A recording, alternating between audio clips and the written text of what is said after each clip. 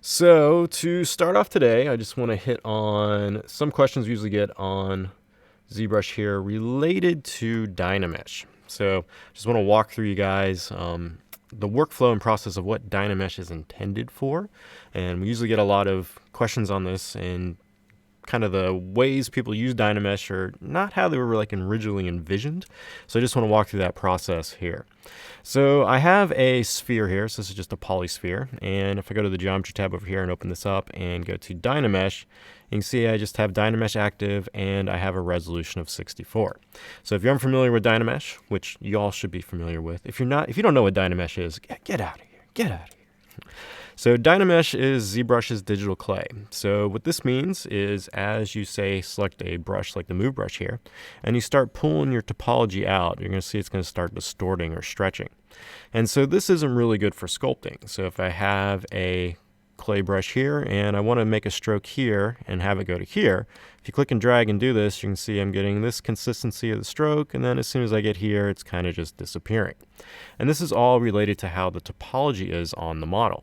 So when you work with clay and you make a stroke in one part of your clay mass and then you make a stroke in the other part, the consistency is always going to be the same. So that stroke's intensity, its thickness, its weight is going to carry through that ball of clay. So if you have an arm on a character and then you have his main body, if you sculpt in one area and then you want to sculpt on that arm, it's going to be consistent.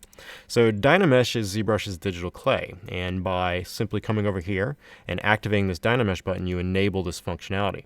Now, a lot of times people will come over here and toggle this on and off to re-DynaMesh your model. So if DynaMesh is active, you don't have to click this on and off all the time. To re-DynaMesh, all you need to do is hold down Control, and then you can drag out on your canvas like this, and then release, and that will reapply the DynaMesh as well.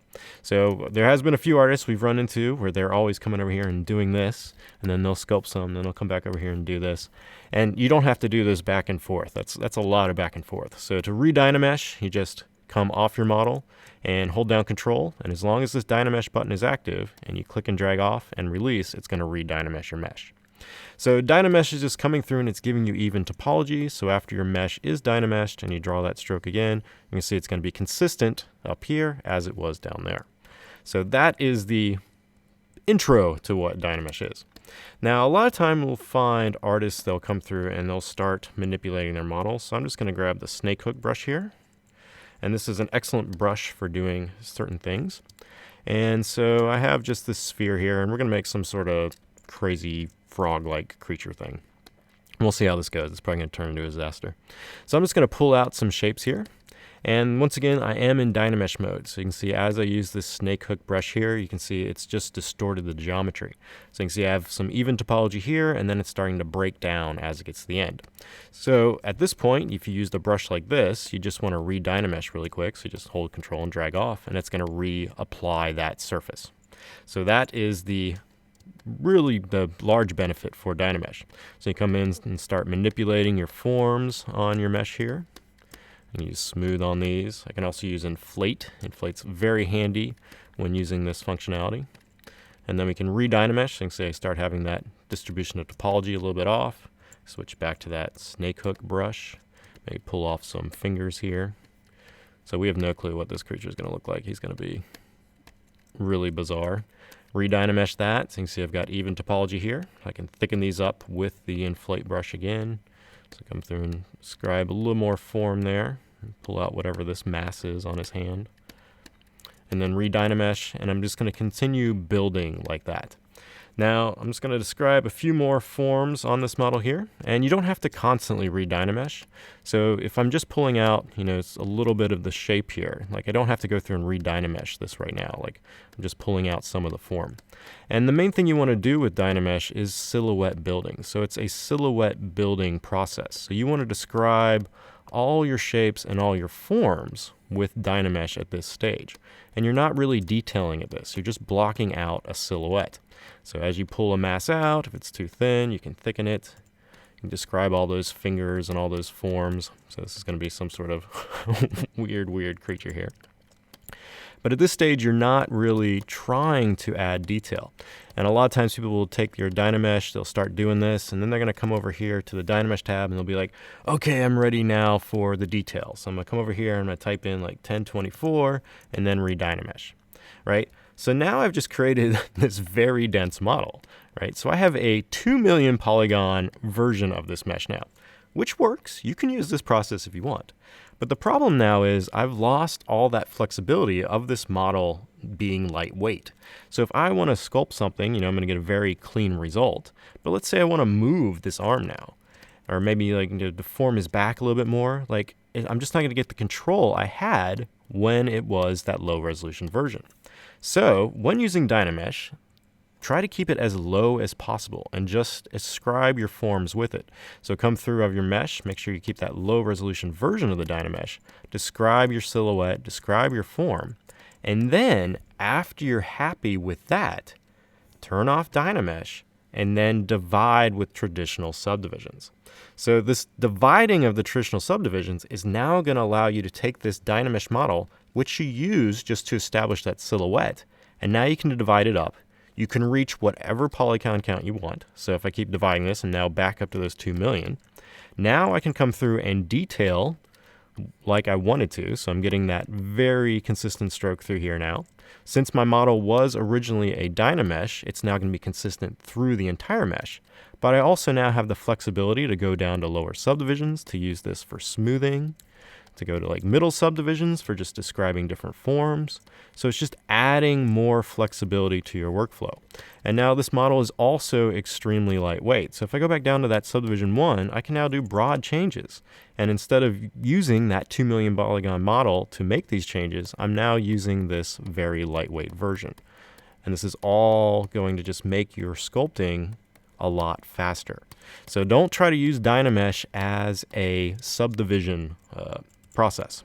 Use it as a silhouette or base form building process, and then switch to other methods inside of ZBrush, such as traditional subdivisions, to add those details or give you increased resolution across your mesh. And this is the same functionality of ZRemesher too. So ZRemesher is in here to re-establish the lower topology on your model. So if I wanted to take this model now and, say animate it or rig it, I could come through here, and instead of trying to redo my topology for this entire mesh, I can go to the ZRemesher tab here, and I can just ZRemesh this model. And this is going to give me even topology in a quadded form. Now, so they have like different elements. So you can use this after you've done your DynaMesh to get your geometry established like this, and then now you can divide up again and use that same process. So that is the functionality of those two. They're not for subdividing up to millions of polygons and sculpting on a mesh. You can use other processes with DynaMesh. So I hope that helps some on the DynaMesh stuff here. So let me check out these questions quick.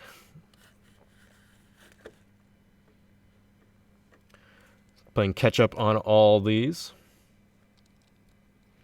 So if you want the history of ZBrush, I think we actually have a Wikipedia page. Let me see if I can pull this up quick. And you can get some tidbits on ZBrush. And I think all this on the Wikipedia is correct. So yeah, so here is, let's pull this up here. So we have our ZBrush Wikipedia page here. And it goes through the history. And so Pixologic was founded by Ofer Alon, and he was known as Pixelator, and Jack Remoke. And so it was first presented in 1999 at SIGGRAPH. And the demo version of 1.55 was released in 2002. So it's been quite around for a little while here. And I think we're coming close on our anniversary date here in the next few days or so. I think at the end of the month, we'll be close to 1 anniversary, I think, for ZBrush. But there's some quick information on ZBrush there. So yeah, so that's all that information there is correct. It's all correct there. Let's see what else we got here.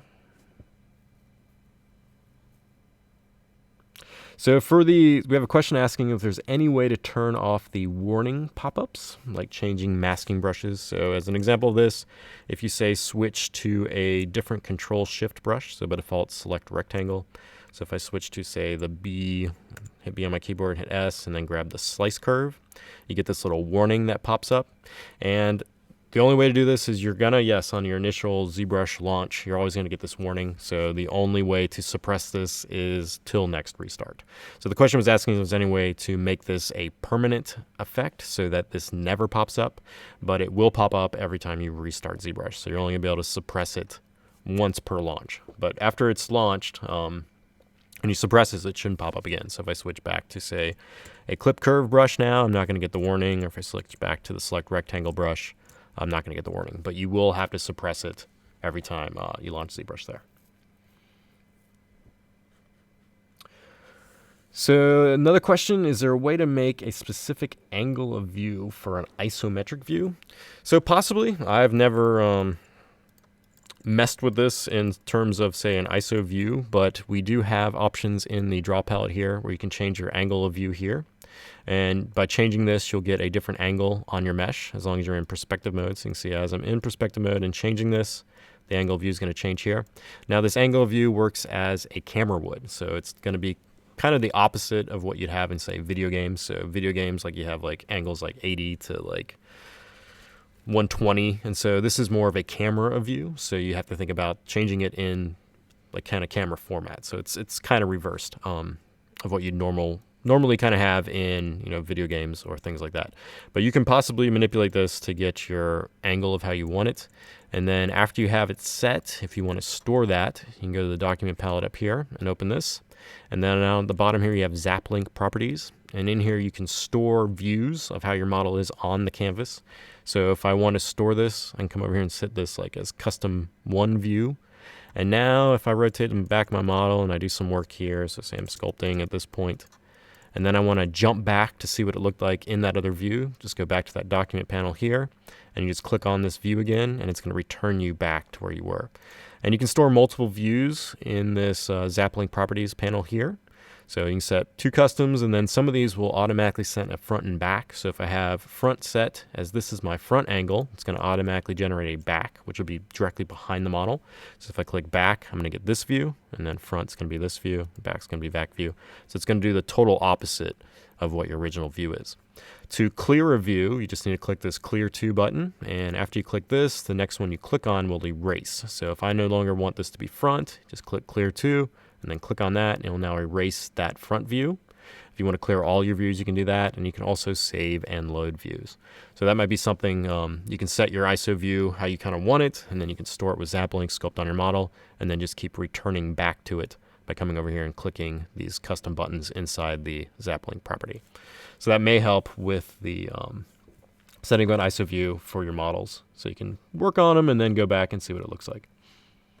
I have not set up a 100% ISO one yet, so it may be possible. You'll have to report back and let us know. Checking out more of these questions here.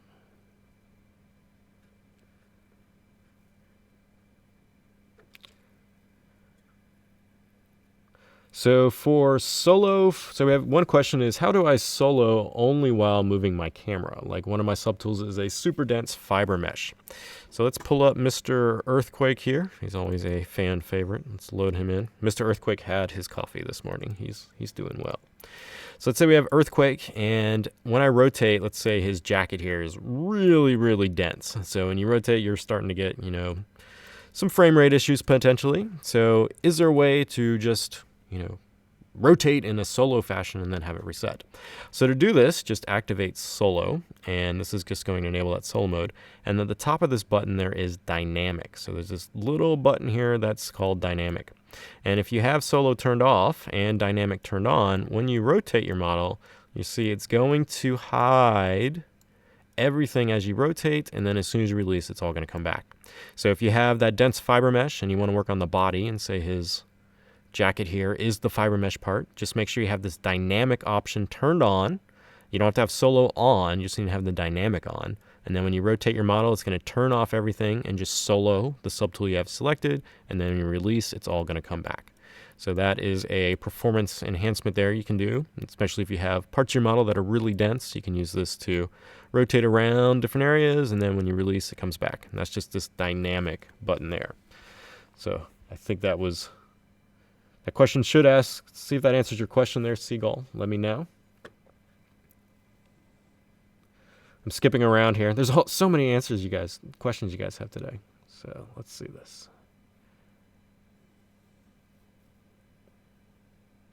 So you can, so another question that we have from the Baneful here, he asks, how do you go back to a lower DynaMesh after you put it at 1024? Do you simply use the undo command, or is there another way to do this? So yes, you can always return back to a lower subdivision here. So let me just load back in this other project here, my DynaMesh sphere project here.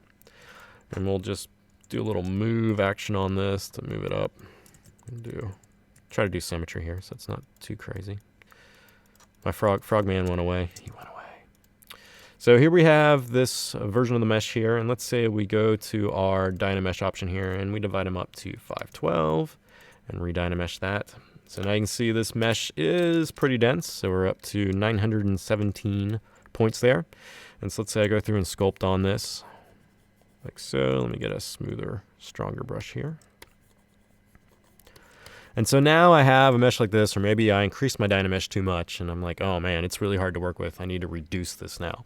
So to reduce, just need to make sure you have a stroke or something that happened on the model in order to re-DynaMesh. If you do nothing and you try to re-DynaMesh, you're not going to see anything, so you need to at least do a move, or maybe just touch it, your mesh, just so it has some surface change, because ZBrush is going to look to see if the mesh has changed any before it allows you to change the resolution and reprocess.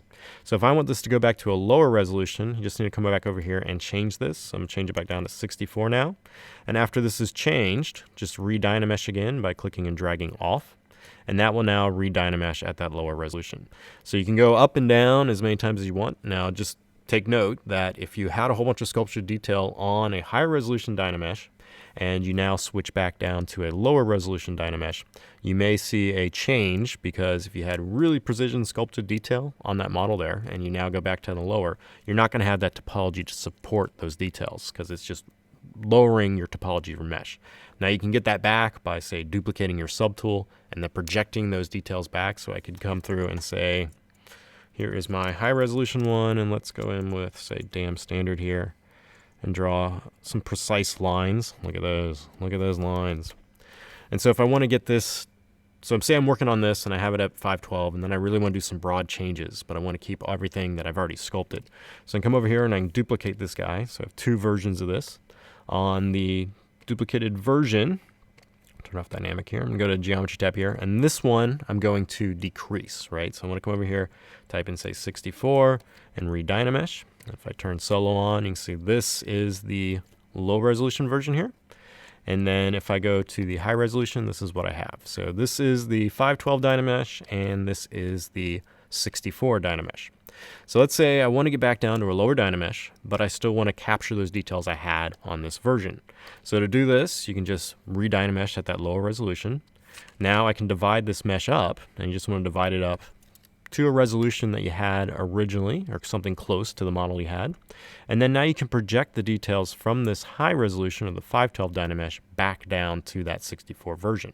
And so this is going to now have subdivisions on it. It's going to have that lower resolution DynaMesh, and it will also be able to have the details you had originally sculpted.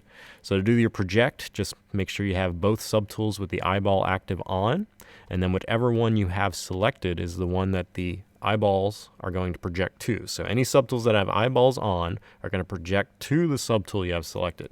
And then with that subtool selected, you just go down here to this project menu. So this is Tool, Subtool, Project. And in here, I usually like to set my distance to 0.1. It usually grabs pretty much everything all the time. And then you can just do this Project All. It's going to go through all those eyeball icons, and it's going to project those details. So now you can see I have this, which is that version of the model that had that 64 resolution DynaMesh that I've now subdivided. And you can see this is that version with those details projected back. and then here was the 512. So as I'm scrolling through both of these, you're not going to see really any change other than the active point count is pretty much increasing, and that's pretty much it. So you can pretty much project anything you've sculpted on any parts of any meshes back to another mesh. So very rarely am I ever able not to project stuff from a mesh to another mesh. So the projection options in here with Project All are extremely powerful because you can go through and change the topology of an entire mesh, divide it up, and project all those details back. And then you continue sculpting, and now you have the flexibility of multiple subdivisions, so you can change things around, make those wide, broad strokes or changes on your mesh, and not have to worry about having that high-resolution DynaMesh. So let me know if that answers that question there.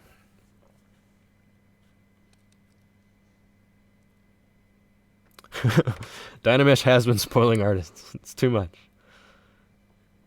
All right, we're catching up on these questions here.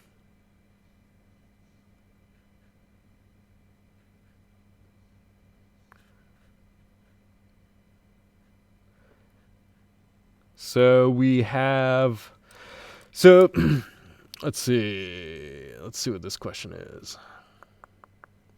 Is there a good way to start folds in pants? We have a question for. So one thing you can do with folds that I personally like doing is, let's say we go back to this version of this here. Actually, we'll do this one. And this is just DynaMesh. So one thing that I find pretty helpful for doing folds is ZBrush. So let's say you have some folds you want to put in here. So I'm just going to grab the clay buildup brush and get this pretty strong. And I'm just going to come through and make, just say, like a fold shape like this, smooth it out a little bit, maybe some undercutting. So getting some sort of fold effect. So something really, really rough. And folds are often a topic of debate. It is definitely something that is, a lot of people have different methods of doing it. Most of the times the method I find is just sculpting them rather than using alphas. You can try to use alphas, but oftentimes they don't give you the quality of the folds you're looking for, especially in the undercut areas there. So I definitely go through and suggest hand sculpting these a lot more. And one process that I like doing with folds is just coming through and first just roughing the folds out. So making big, broad, rough fold changes. So something like this. Now, they're not refined, they're just quick strokes. You're just establishing those large areas of folds on your mesh. And I usually just use the clay buildup brush for these processes. And then after you have this, so I'll just say like have a pants subtool. And I'll go through and just have it a DynaMesh pants subtool, go through and then just start doing this really quick to get those like fold lines in there somewhere. And then after that, I'll turn off DynaMesh, and then I'm going to use ZBrush. And ZBrush is going to go through and it's going to look at this sculptural body, but it's going to give you a new topology that's going to flow on it. And another nice thing about ZBrush is, especially for folds, it gives this nice soft effect. So if I come over here and run ZBrush now, it's going to reprocess this mesh. And now this is the result I'm going to get. So I'm no longer a DynaMesh model. I'm now a ZBrush model. And now with these folds like this, if you just apply some divisions on this, you can start seeing these are going to smooth out, right? So now I'm starting to get this like kind of crispness through here. Then I go back in and refine these. So the smooth brushes do a pretty good job on this. But if you have, say, a dimple or a divot, so this is one thing that I usually run into all the time. So if you're sculpting like this, it looks kind of okay, but then as you rotate the side, you got this fold with a divot in it, right? You don't want folds with divots. Folds with divots don't really exist. So how can you get this out? And a lot of times when you're using just a smooth brush, if you're coming through and just smoothing that surface, you'll end up getting that divot. So you can see this curve should be going like this, and now with the smooth brush I've come through and just kind of flatten this out. And that's just how the default algorithm or the default smoothing mode works with the default smooth brush. So fortunately, there's multiple smooth options you have inside of ZBrush, and one of these is smooth directional. And so for smoothing folds out, the smooth directional brush is like the best one, in my opinion, to use. So you can find these brushes in Lightbox. If you hit comma on your keyboard, this will open up Lightbox at the top. And if you just navigate to this brush folder here, in here you have a bunch of brushes that aren't loaded by default. So there's a lot of different brushes in here. Now if I locate the smooth folder here and then open this, in here we have a whole bunch of smooth brushes. Now these can all be turned on and off through the brush palette, which I'll show you here in a second, but these already have the settings set. So you have things like smooth valleys, smooth peaks, The one I use a lot is a Smooth Stronger. This is my favorite. The normal smooth brush isn't fast enough for me, so I always use Smooth Stronger.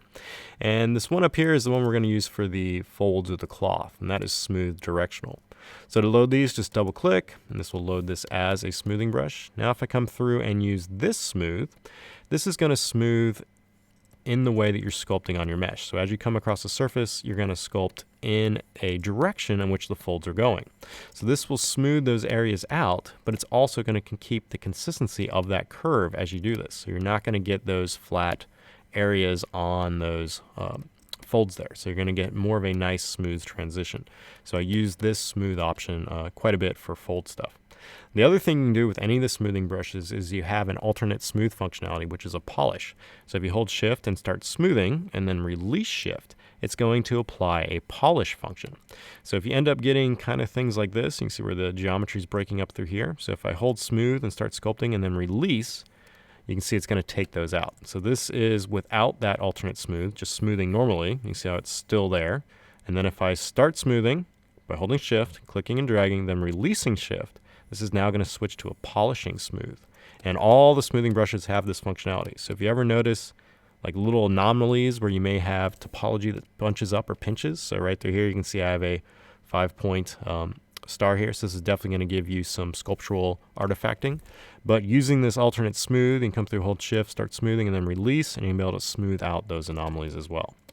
Another final brush that's really good for folds is just the pinch brush. So if I hit B on my keyboard, isolate it by P, and then hit I for the pinch brush, this is another one that will come through and apply pinches to your surface. In addition to all this, you also can affect these with gravity as well. So if you come over to the brush palette here, and you open up the depth area here, you have a gravity strength. And this you can come through and apply gravity to your sculpting as well, and this will do it based on a top to bottom view on your screen here. So as you drag this out, it's going to now apply some gravity to that. So instead of it just pinching in a normal direction, it's now going to apply a little bit of gravity, so you can end up getting a little more weight to those folds as well. So pinches, inflates, the smooth directional, and then also just ZBrush to start coming in and just giving those folds a little start or a little increased ease of use right out the gate. So hopefully those are some tips there for you on cloth sculpting. And once again, there's tons of streamers on the ZBrush Live thing here on Twitch too. So if you see any of them sculpting cloth, definitely hit them up and ask them what their techniques are and how they manage those things as well. More questions. Let's see here. So we've got one on when you use the explode feature, is there any way to make these subtools explode in specific directions? So the expose button down here is what the question is referring to. And this one, I usually end up clicking this by mistake, and then there's just like a lot of, potentially a lot of swear words, and then I re-click it and return back. But so yes, so the question is asking when using this, which basically what expose does, it's going to take your model, and when you click this, it's going to expose all the parts. So you can see they all fly off in space. So is there any way to control the direction and how far these parts expose when you press this button? So if you come into the transform palette here, and I'm just going to dock this to the side here, in here there is this expose option here right next to the expose button that lives here, and here you have X, Y, and Z buttons at the top, and then also a slider that controls a value. So with this you can come through and change this, and it's going to determine how much it's going to expose at the time when you click the expose button. So right now it's doing it in X and Y. If I didn't want it in Y, I can change that, and now it's going to do it to Z. So you can come through and manipulate these sliders here, and then you can click expose and see what those changes look like. So now you can see with just Z on, I now just have exposed it all in Z. Then I can come and set the amount of that. And so now I've exposed all of Earthquake's parts here in Z, and then I can just click it again to return it back to the model. If I want to do it just in Y, I can just toggle these buttons over here so it's only in Y. And now click expose, it's only going to go in the Y direction there. And then I can come through and change this to change the amount it does that. So yes, you can determine when, how far, and what angle the expose happens. So hopefully that helps there. All right, let's see here. So question about 2.5D. So this is in relation to quickly copying tools that you have drawn out. And so if you want to do like a character sheet or something like that, like it's a quick way to come through and copy things on your model here. So this is done through a snapshot option. So this also lives in that transform palette, and it's this button right here, this camera. And this is just called Snapshot Object. And the hotkey for this is Shift S. So let's say I need to do a quick character sheet for Earthquake here. I can position him like this, hold down Shift and S, which will copy him. I can then rotate him, Shift S, rotate him, Shift S, and then I can make him like a smaller back view, and maybe one like this. So the way to do this is Shift plus S, and that is just activating this snapshot object over here under the transform palette. Now, once you have this done, this is only going to work in preview mode or best render mode. So if you come up here to the render palette here, up at the top, you have best, fast, flat, and preview. So the snapshots will render with all these buttons here. So if you want to render with best, which basically gives you just this AO type effect across everything that's on the canvas, this will all work in 2.5D. So the snapshot is going to copy these, and it's going to copy them in that 2.5D mode. Now you will notice that if you snapshotted your model out like this, and now you want to do a BPR render, so come over here and click BPR, you're going to see that BPR is only going to render the last model that you had, which is the one that's still active. So that would be this guy right here.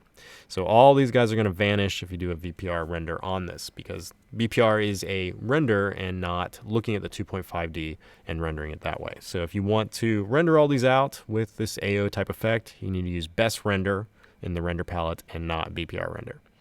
And of course, Earthquake here has a lot of different lighting effects on them, so it took a little bit there. But as you can see, it's not going to render any of those snapshots with BPR. But if you click on the mesh and release again, they'll all return, so you didn't lose your snapshots. But there's no way to render with BPR easily with the snapshot function. Now, another thing you can do with the snapshot function as well is you can use these things called markers. So let's say if you have multiple characters and you want them all to be front, right, back, and you want them all like this. So what you can do is, actually what happened here? I lost Earthquake. Where'd you go, Earthquake? There you go. Is you can store markers, and this will allow you to go through and load multiple models in, and then you just click on the canvas and they're going to remember that position. So this is handy if you want to dump out multiple characters all in the same way. So to do this, we just need to store markers. So I'm going to first position Earthquake on the canvas here where I want them. I'm going to come to the marker tab up here, and I'm going to click this +M. And this is just going to store a marker based on the centralized point of this tool onto the canvas. So it's just embedding a marker file onto the 2.5D canvas. So just by clicking that, I've now stored a marker. Now I can hit Shift S, move them over here. I can now position them like this. I'm going to store another marker. Shift S, move them out here, position them like so, and store another marker. So now I've stored 3 markers on the canvas here. So now let's say I hit Control N to clear my canvas. And now if I come to the preferences here and I go to, let me find this, there it is, marker. I'm going to up my marker radius to 1,000. It's going to be a little bit easier to see here. And with 1,000, you'll see there's these little dots on the screen. So these are your markers. So now with these markers, I can come over, and with Earthquake selected here, I can click, and he's going to pop back into that exact location. And I can click this one, it's going to pop back into that location, and I can click this one, and he's going to pop back in that location. So you can store markers on your canvas, and then you can use these to render multiple stuff. So if I have another model, let's get the demo head here and grab him and click him, and he's going to come in like that and like that and like that. So another way you can kind of use that snapshot option with markers. And so the marker menu just lives up here, and you can just store these markers. You can also delete them, change all those. The markers will not remember if you have perspective on or off. So if you want to make sure that everything is in ortho mode, just draw out one of your models first, get him out of perspective, and then you can get out of edit and then redraw him like this, clicking on those markers, and now he'll come out in orthographic view. So no little handy thing there to dump things out. There's also a character sheet option you can use in that zap links file as well, and this will generate a character sheet based on your views. So you can set your views here and click this, and this will dump out a PSD with those kind of front, back, side views all ready to go as well. So another option there. Lots of different options for rendering out items. All right, back to the questions. I'm getting backlogged here on questions. You guys have a lot today. Let's see that. What we got here. So question on manipulating multiple subtools with Transpose Master at the same time. So let's go back to Earthquake here. So your best bet for manipulating multiple subtools with Transpose is using Transpose Master. So if we just have Earthquake here with all its different parts, we can go into the Z plugin tab here. We can locate the Transpose Master plugin here. And we can just click this T-pose mesh. So this is going to take Earthquake, it's going to shift them down to his lowest subdivision levels, and then it's going to give me a new mesh that I can then use Transpose on and then put it back to the original one. So by clicking this, it's just going to process all these, and now I have a version of Earthquake that's one single subtool. So at this point, I can come through and start manipulating him with Transpose, and you'll see it's going to be all his subtools here, so I can start moving his arms. So if I can get those arms moved, there we go. Give him a little bend there. I can use some of the other sculpting brushes. Let's get the move brush. Let's give him a gigantic head. Maybe extend that up. He's going to be a giant. Everybody likes giant Earthquake. And you can see I'm manipulating everything here. So I'm manipulating his shirt. I'm manipulating him underneath it. If I only manipulate parts at this point, you can always just come through and use masking on this. So I can isolate his chest by holding Control and Shift and clicking, which is give me his body. Then I can mask that out, bring everything back, and now I can modify the shirt some. And this Transpose Master is always going to work with the lowest resolution version of the mesh you have. So if you want more resolution here, just delete some of those subdivisions before you generate this. It's also always going to generate a condensed version of the model. So if you have deleted all your subdivisions on a 40 million polygon model and then you try to use Transpose Master, it's going to give you a 40 million polygon subtool. And so that may not be usable, so just be wary of that as well. So now if you have Earthquake, manipulated like this, with him being a single subtool, you now go back to the Z plugin tab here, go back to Transpose Master, and you click this T-pose to sub-T. And this will now take that pose and it's going to reload it back onto Earthquake here. This is going to go through the entire thing here. And so now I have Earthquake that has been distorted. Now there is a AskZBrush video already on YouTube that goes over a lot of this Transpose Master stuff. So if you want more in-depth information on that, let me get this pulled up. Let's find it here. I'll get it for you here so you can see. Get the exact name so you guys don't have to hunt too much. Oh, let me find it here. Where are you? Where are you, AskZBrush Transpose Master?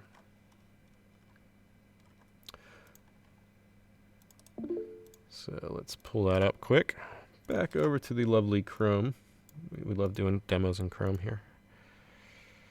Where are you at? Where are you at, Chrome?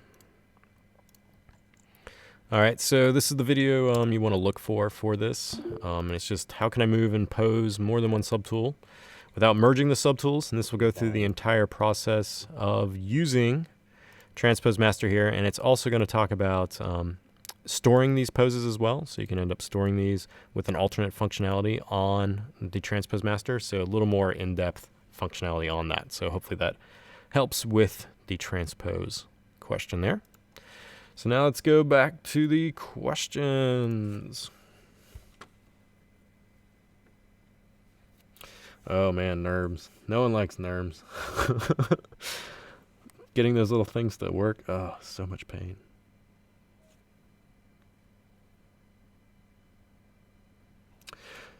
So we had a question about the dynamic topology technique. So DynaMesh is only going to give you resolution across your entire mesh. You can do local subdivisions. I don't know if that's what you're looking for, but Sculptress is the only tool that we have that adds the topology where it's needed as you paint.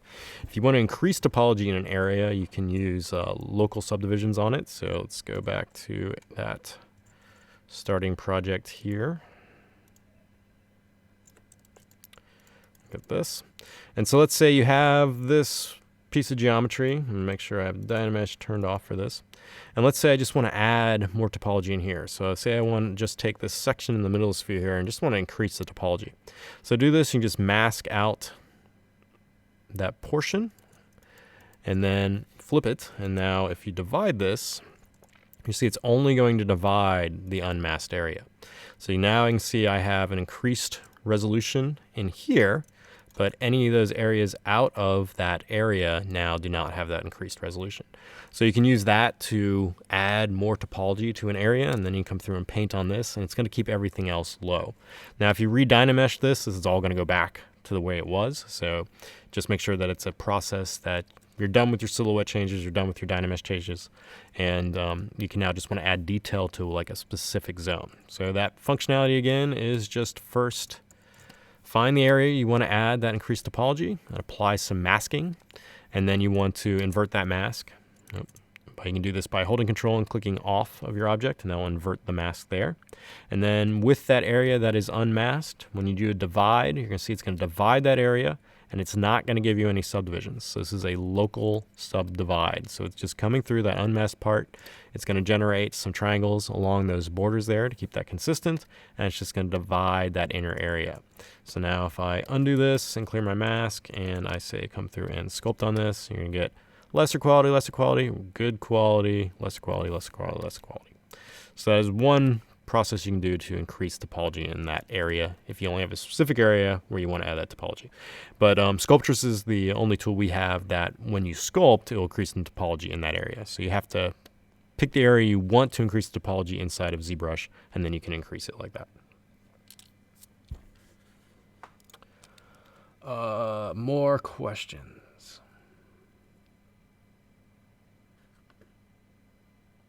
ZBrushCore, I'd have to check. So the question is asking, does ZBrushCore ship with extra unloaded brushes? I do not think it does. It may. Actually, let me see if I can test that quick. Let's see.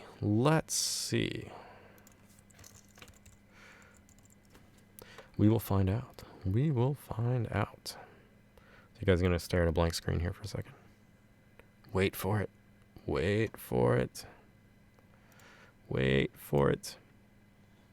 So ZBrushCore has a few brushes. So it has 1, 2, 3, 4, 5 brushes that are loaded in the brush folder. All the other ones are loaded by default. So you just have 5 extra brushes that are in the ZBrushCore Lightbox brush folder. So you have a deco brush, a pen shadow, a planar cut deep, a scales fish, and a smooth stronger. You guys don't get to see that though, but that is what is there. So there are some, but not as many as the professional version.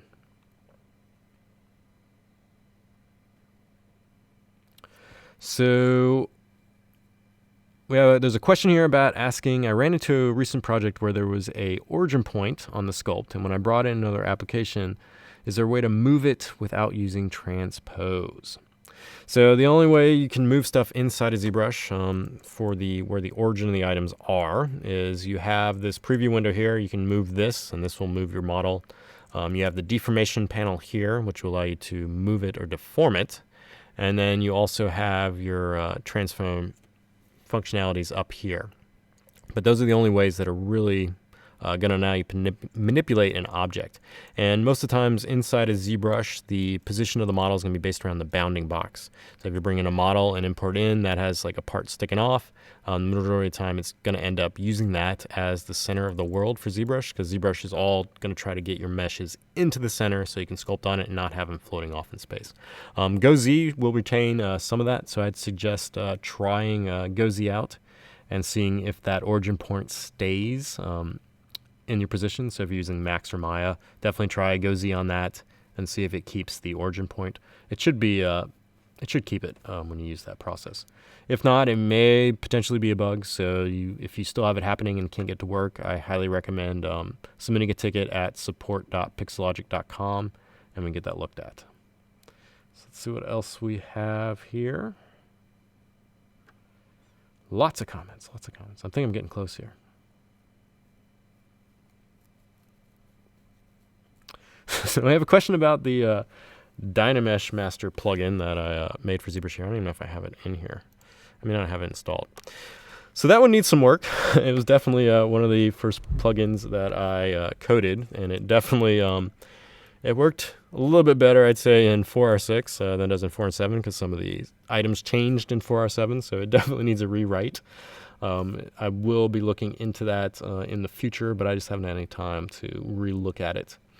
But the basis of how DynaMesh works, in addition to the earlier process we showed, is that the resolution is going to be based on the size of your model. So the amount of resolution you need is going to be based around your mesh size. So let's say I have this sphere here. Let me just put them back here. And at 64, I'm getting 10,000 points on this mesh. And if I go to the geometry palette here and open up the size, you can see that 64 resolution with the DynaMesh, and the size of this model here inside of ZBrush is 2. So it's XYZ size of 2. So 2 with a resolution of 64 is giving you about 10,000 points, right? So if I change my size smaller to say 1, and now re-DynaMesh, you can see at a size of 1 with a resolution of 64, I'm getting 3,000 points. So size, the resolution slider, and the mass of your model is going to determine how many points you get out of DynaMesh.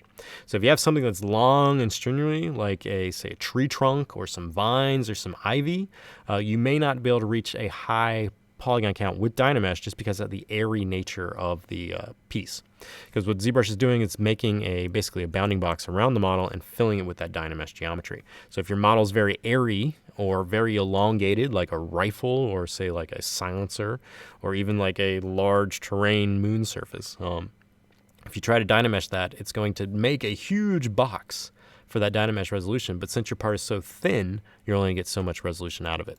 So you may need to split up your model in multiple parts to get as square as possible, which is going to give you better DynaMesh numbers. So as you can see here, the size of being 64 and the size of 1 is giving me this. So if I increase my resolution to 128 now and re-DynaMesh, let me just make a change here. Let's get the smooth brush here. Wait for it. Wait for it. So 128 and a size of 1 is now giving me 10,000. So size of 2, 64 resolution is giving me 10,000. Size of 1, 128 resolution is giving me 10,000. So the size and the resolution values are going to determine your amount of polygon counts you're going to get with DynaMesh. So the larger size of your model is going to require a lower DynaMesh resolution to reach that number. And then if you have a really small model in XYZ size, you're going to require a higher DynaMesh resolution to get that result. So that's what correlates there between DynaMesh and the size. So if I go to say 4, size of 4 for the ZBrush here, and then I say change this to 16, and now re-DynaMesh, you can see I'm at 2,000 points, and then if I say change this to 32, now I'm back to that 10,000. So 32 and a size of 4 is going to give you 10,000. So there's a correlation there between all of those. So I don't know if that makes any sense there.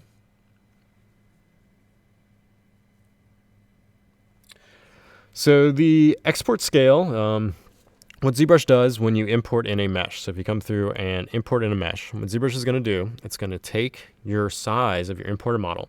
And if you import it as an OBJ, there's no unit values on this. So the question is asking, ZBrush sometimes alters the scale and translation of the models without telling me. So the export scale will sometimes, dissipate or move. So the first thing with the export scale to know is that when you import a mesh, if ZBrush is going to take those generic coordinates, which are in the OBJ file, STL file, pretty much there's no unit scale in there. And it's going to bring those in, and it's going to first scale your model to a size of 2. So this XYZ is going to be a size of 2. And then it's going to take the size, so if your model was imported at 10, it's going to scale it to 2, and then it's going to set your export value to 5. So the export scale here is going to be this value multiplied by your XYZ size, and that is going to give you the size of your model that was, or what the size of your model was when it was imported in. So that's what happens on any import if you import another model in. So it's going to take that original size, it's then going to import in, change the XYZ size into ZBrush to 2, and then it's going to update your export slider here. Now, the export slider may change or go to 0 if you do some appends or different things on your meshes. So you can see this sphere here is set to 0.6 on the scale here, but let's say I go and select this poly star here. Now the polystar has no export scale, so the scale is set to 0. So if you penned anything into this polystar here, there is a chance that your export scale will go to 0, and then when you try to export that mesh out, it's now going to be inconsistent, so it didn't keep that export scale. So if you ever run into the issue where you've done that, or you've had a model, you've been working on it, and then you go to export out again, and the scale is 0, just make sure that you didn't do anything pretty much with the Polymesh 3D Star, where you're bringing it into a tool that has no scale onto it. Now, to resolve this, if you have a previous saved version of your file that has that correct scale, or you can bring in your original mesh, just import it again, and then see what this export scale is set to, you can just copy that and then paste it back into your model. So if I come back up here to, say, the demo head here, and say I want to change the export scale back to, say, 10, just update that export scale, and then now save that ZTL out. So the export scale, once you save the ZTL, if you reload it back up, it should hold it. So if you ever lose it, just go back to a previous version, copy that scale, and then paste it back in, and it should return your model back to the way it was. So, but if you do anything with, say, a primitive inside of ZBrush that has no scale, there is a chance that this scale will now be passed on to that file. So just be wary of that. So that's usually what the cause is for the export scale going to 0.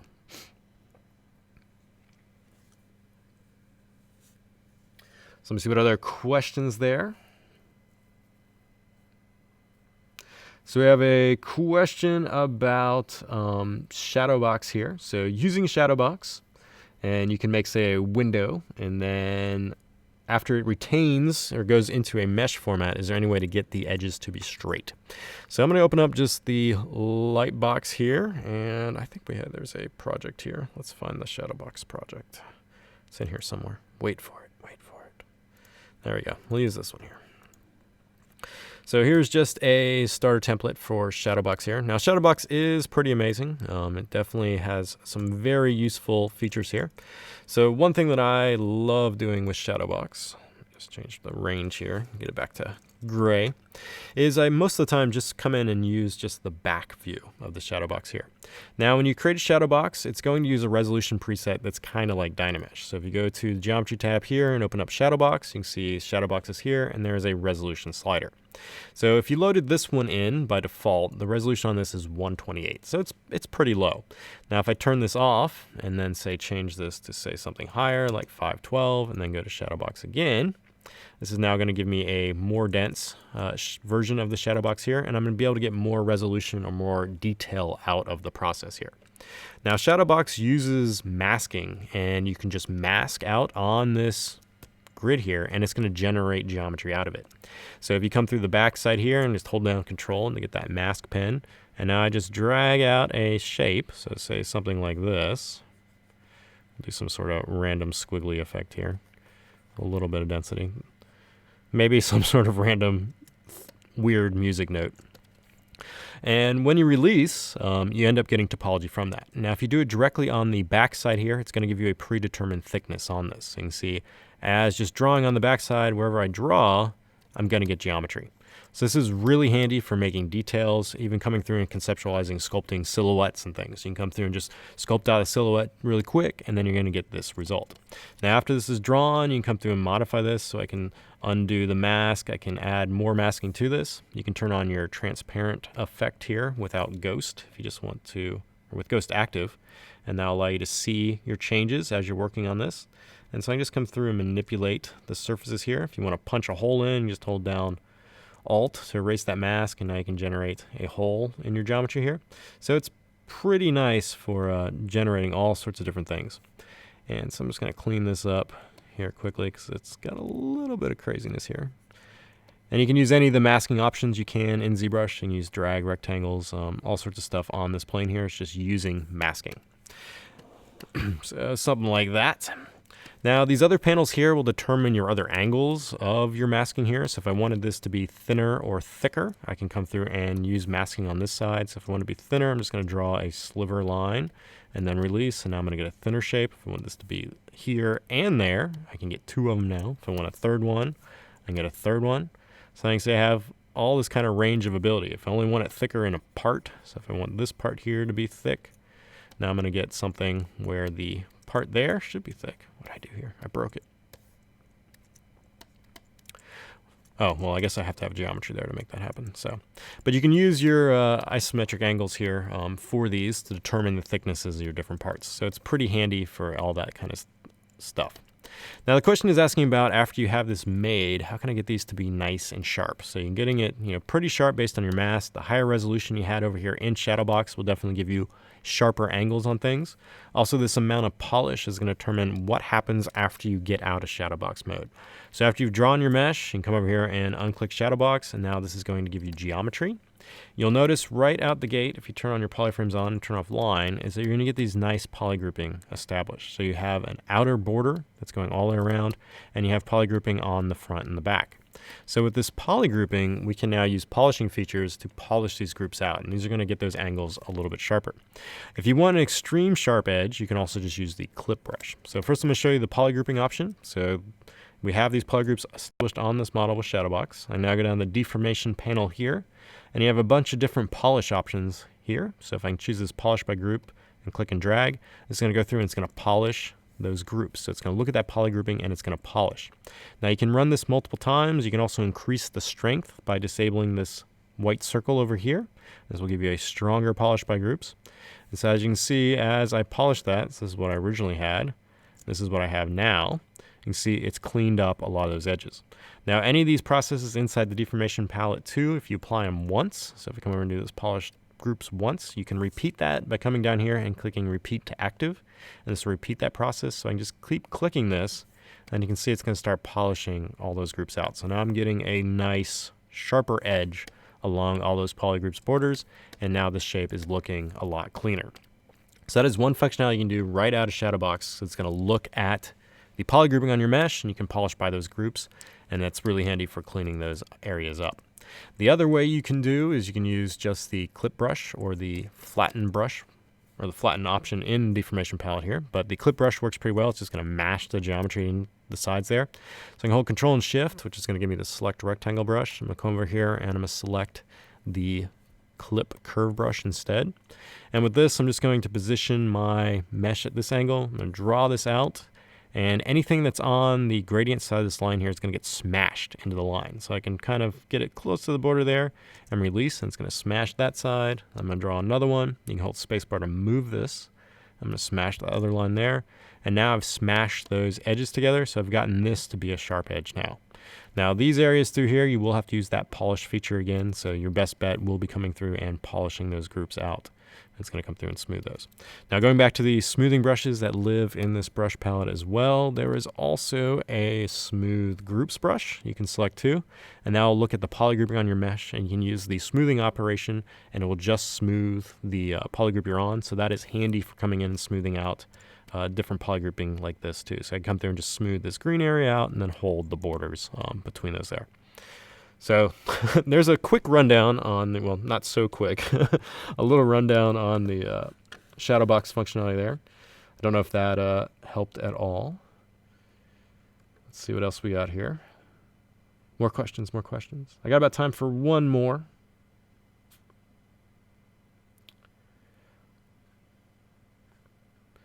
So you can, for the, back to the PolyMesh star item with the scale reduction appending, if you want to add a new subtool, you can duplicate the subtool you have and then append on it that way. You can also just take any of the primitives and convert them to a polymesh and then put them that way. Most of the times, as long as that subtool doesn't go to the top of your mesh, your scale should hold, but it is occasionally, as soon as you start using that PolyMesh 3D star, the scale may end up going to 0. And if you get a repeatable process that's happening all the time, definitely, like just every single time you try to do it and you're just losing the export scale, definitely submit a support ticket to support.pixologic.com. But usually the cause is the polymesh.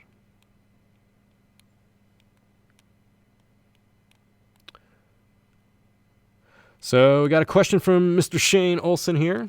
He's asking about the IMM snapping by drawing the transpose line. So this will be our last one here. So the question is, let's say I have a polymesh star here, and I'm going to just turn this into a DynaMesh quick. And now let's grab an InsertMesh brush. So I'm going to be on my keyboard. I'm going to select the IMM model kit brush here, and I'm just going to draw this out. And so when you use an InsertMesh brush, Shane's question is, so you can adjust your IMM snaps by pre-drawing the transpose line in the direction you want before drawing out the IMM. So what happens is anytime you draw a transpose line out or draw a IMM brush out, if you come over and activate transpose, you're going to see that this IMM is going to draw out, and then the transpose line is going to snap directly to the center of it. So the functionality of this is that after you draw one of these out and you switch to, say, the move transpose line, you can now manipulate this. So this is the entire functionality of why this exists. So you draw on an IMM brush, and it's going to now put the transpose line there. So with this, also you may not know, with the IMM parts, if you hold down spacebar, you can also move them. So if you draw them out and you just find out that they're not really where you want it to go, you can hit spacebar and hold that down, and then you can move that IMM part around on your mesh as well. And one more thing with IMS, we're going on a tangent here, is you also have the ability to snap this to a surface. So if we go to the, let me find this here. It's here somewhere. Of course, I'm not going to be able to find it today. Oh, where are you at? It's modifiers. It's modifiers. So in the brush palette here, there is a modifiers area. You can open this up, and in here there's a projection strength modifier here. And this is very handy for IMM parts, because what it does, if you have that cranked up and you draw it out, it's going to try to snap that IMM part to the surface. So you can see these were drawn out without that projection, and this one's drawn with projection, and it's going to tailor that shape to your surface. So this is another handy thing with this projection strength here. If you're having IMM brushes and you want them to kind of bend or deform around a gauntlet or maybe a shoulder pad or maybe a belt buckle, you can turn on that projection strength, and as you draw this out, whatever subtool you're on, it's going to try to snap to that surface. So you can see it's giving me this nice curve shape there. So a little tangent there in the brush modifiers projection strength. Fun times there. But yes, so after you draw out with a transpose line, after you draw an IMM, that transpose line is going to snap to it. Now, if I draw out another one of these and you hold down Shift, it's going to use that transpose line position. So it's going to try to snap in that axis. So you can see this one drew here, my transpose line. Oops, let's clear this. Let's do this one more time, make it a little bit less confusing. So draw the shape out, turn on the transpose, you can see where it is. Next one I draw out, if it's facing that same kind of angle and you hold Shift, it's going to snap to that lax position.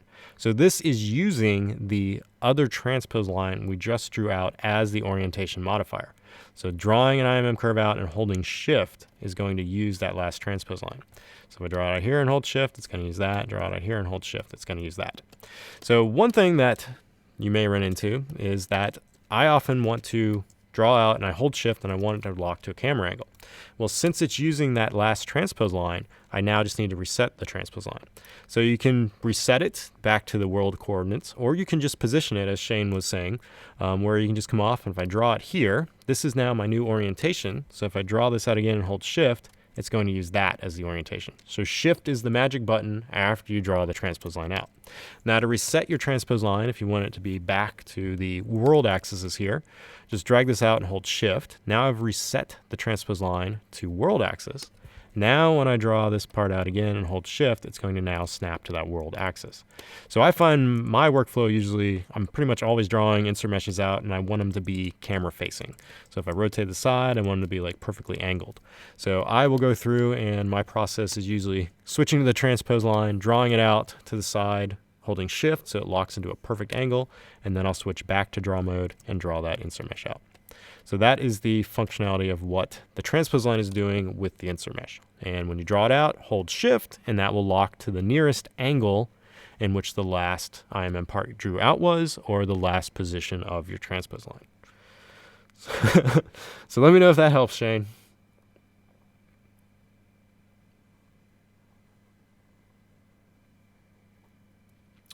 All right, so let me just quick up on the questions here, and I think that's it though for this ending.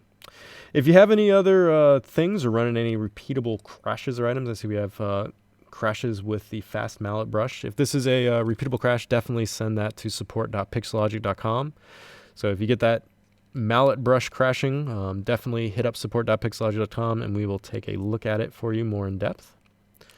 Possibly. Me and Paul may team up for a stream. The issue is that we both want to stream. This is the problem. We want to both have the show. And so we haven't found a good way to get 2 streams at the same time going so we can bounce back and forth. There are multiple ways to do it with different Twitch channels, but then you have to go through other software. So we just haven't found a perfect solution yet for that. And also, Paul likes to do this thing in the morning before noon LA or 9 o'clock LA time called sleeping. So I'm already awake since I'm on the East Coast. So definitely, Paul we'll eventually do something together, but it's just the functionality of it. Well, thank you guys for tuning in to this week's AskZBrush here, the live version here. Once again, if you have any questions involving ZBrush pipelines or processes, please use our hashtag AskZBrush here on Twitter, and I go through these once a week and try to answer these, and all the answers get put up on our YouTube channel here. And so if you just do a search for AskZBrush on YouTube, you'll find all these. We're up to 192 answers for these so far. So lots and lots of videos. If you have a question, definitely I'd say search these videos first because it may already be answered. If not, you can tune in for our ZBrush live sessions here. We also have our support, and this is at support.pixologic.com. Through here, you can submit a ticket, and then you can, if you have any questions or experiencing something or repeatable crashes or things like that, definitely submit a support ticket, and we're happy to look at those and see if we can get that stuff figured out for you guys. So thank you all for showing up. Hope you guys have a great morning, and I think that's it. So till next time, Paul will be on for next week, I believe, and he'll be doing his Did You Know That? So tune in for that as well. And later today, we also have Mr. Steiner. So if we go to our broadcast channel here, so he'll be going on at 5 p.m. PST, so 5 p.m. LA time. He'll be on. He'll be demoing for 2 hours. And definitely any of the guys that are on here for the ZBrush Live stuff, definitely hit them up in chat and ask them questions. That's what they're here for. And if you'd like to be part of our broadcast for our Twitch channel, there is a Creatives Apply Here button. So fill us out and submit the form in because we'd love to get you on here in a time slot. We want to try to get this all 24/7 ZBrush all the time. So that's it. Thanks for tuning in. Catch you guys later.